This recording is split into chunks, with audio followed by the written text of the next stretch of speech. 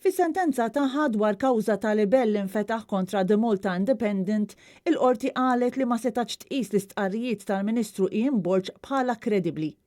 Il-libell kien infetaħ minn ċertu Mark Farrugia li kien daħal sensar bejn Ian Borg, dak iż-żmien segretarju parlamentari, u Anthony Scicluna li bih lil Borg biċċa art kbira li kienet ilha snin f'idejn il-familja tiegħu. L-art li fija aktar minn 650 metru kwadru u li kienet tinsab biswit proprjetà li diġà kellu Borg fil-wiet ta' Santa Caterina fir-Rabat imbiet lil Borg għas-somma żgħira ħafna ta' 10,000 euro fl-2014. Farrugia fetaħ libel kontra l-gazzetta The Malta Independent li kienet qalet li t-transazzjoni saret minkejja li kien fatt magħruf li Scicluna kellu problemi ta' saħħa mentali, xi ħaġa li tefet del ikraħ fuq din it-transazzjoni. Raba ta' Scicluna kienu qalu lil gazzetta li Mark Farrugia u Franco Sammut kienu marru għal Scicluna il-ġimgħa 10 ta' Jannar tal-2014 u rritornaw lura kmieni tnejn filgħodu wara li jagħmlu jumejn idawruh minn barra l-ieħor f'Haddingli.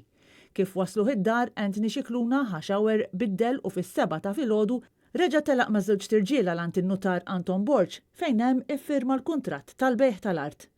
F'dan il-każ xedet psikjatra li kienet ilha tara lil Scicluna għal 12 sena u li qalet li r-raġel kien ilu jbati minn problemi ta' saħħa mentali simili għall-iskizofrenija. Ian Borg innifsu kien xed li kien ilu jaf lil Scicluna 18 sena u kien jaf li kellu problemi mal-familja.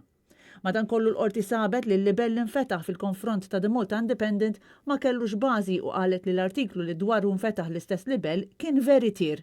Il-qorti qalet li meta wieħed iqis li Borg kien ilu jaf lil Scicluna u li wieħed mis-sensara kien saħansittra jiġi minnu, diffiċli ħafna li jitwemmnu li ma kienux jafu li Scicluna kien fi stat vulnerabbli meta firma l-kuntratt tal-beħ tal-art għal prezz li skont il-qorti ma kienx fil-livell tas-swieq tal-ġurnata.